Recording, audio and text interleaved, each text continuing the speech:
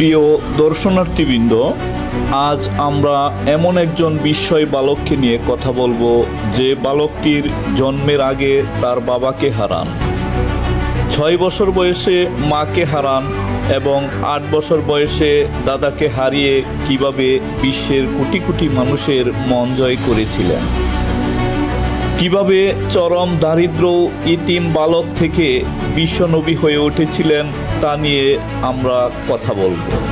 প্রিয় দর্শনার্থীবৃন্দ, আমাদের আজকের অনুষ্ঠানের আলোচ্যসূচি হলো আমাদের প্রিয় নবী, সর্বকালের সর্বশ্রেষ্ঠ মহামানব হযরত মুহাম্মদ সাল্লাল্লাহু আলাইহি ওয়াসাল্লাম।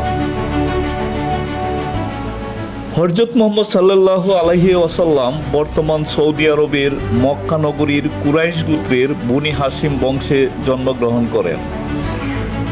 570 খ্রিস্টাব্দের 12ই রবিউল আওয়াল সোমবার জন্মগ্রহণ করেন। তার মায়ের নাম আমিনা এবং পিতার নাম আবদুল্লাহ। দাদা আব্দুল মুতালিবের মৃত্যুর পর চাচা আবু তালিব তাকে লালন পালন করেন। তিনি চাচা আবু তালিবকে বকরি পালন এবং শাম দেশের ব্যবসায়িক কাজে সহযোগিতা করতেন। ছোটবেলা থেকেই কখনো তিনি মিথ্যা কথা বলতেন না। মক্কার শত্রুরাও তার কাছে মূল্যবান সম্পদ আমানত হিসাবে রাখতেন। কখনো তিনি আমানতের খেয়ানত করতেন না।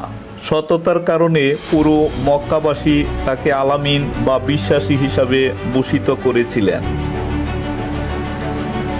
মক্কা বিজয়ের দিন তিনি তার চরম শত্রুদের, যারা তাকে মক্কা থেকে তাড়িয়ে দিয়েছিল এবং তার সাহাবীদেরকে অত্যাচার করেছিল, সবাইকে তিনি নিঃশর্ত ক্ষমা করে দিয়েছিলেন। তায়েববাসীর প্রহারের আঘাতে রক্তাক্ত হয়েও তিনি তাদের ধ্বংসের প্রার্থনা না করে হেদায়েতের দোয়া করেছিলেন। এই অলৌকিক ক্ষমা মানুষের হৃদয়কে গভীরভাবে স্পর্শ করেছিল।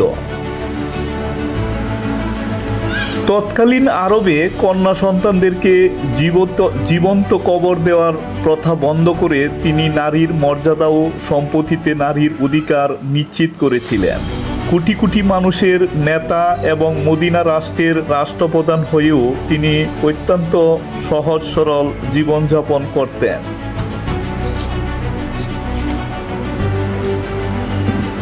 তিনি কেবল মুসলমানদের প্রতি দয়ালু ছিলেন না, বরং অমুসলিম, প্রতিবেশী, ইতিম, দাসদের প্রতিও তিনি সহানুভূতিশীল ছিলেন।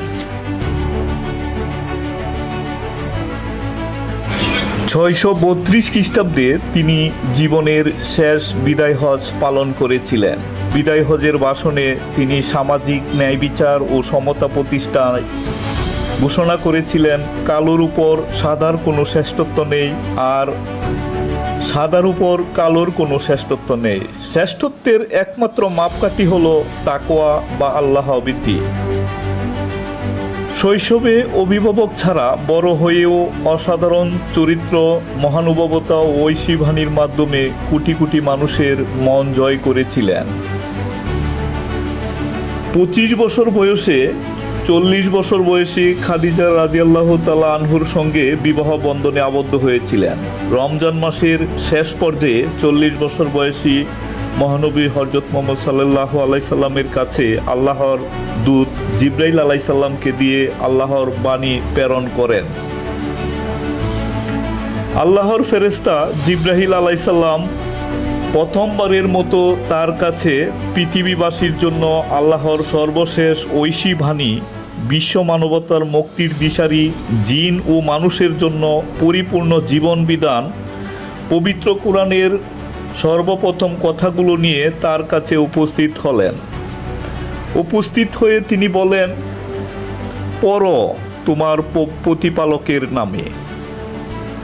আবার বলেন, পড়ুন। তিনি উত্তর দিলেন, আমি কিভাবে পড়ব?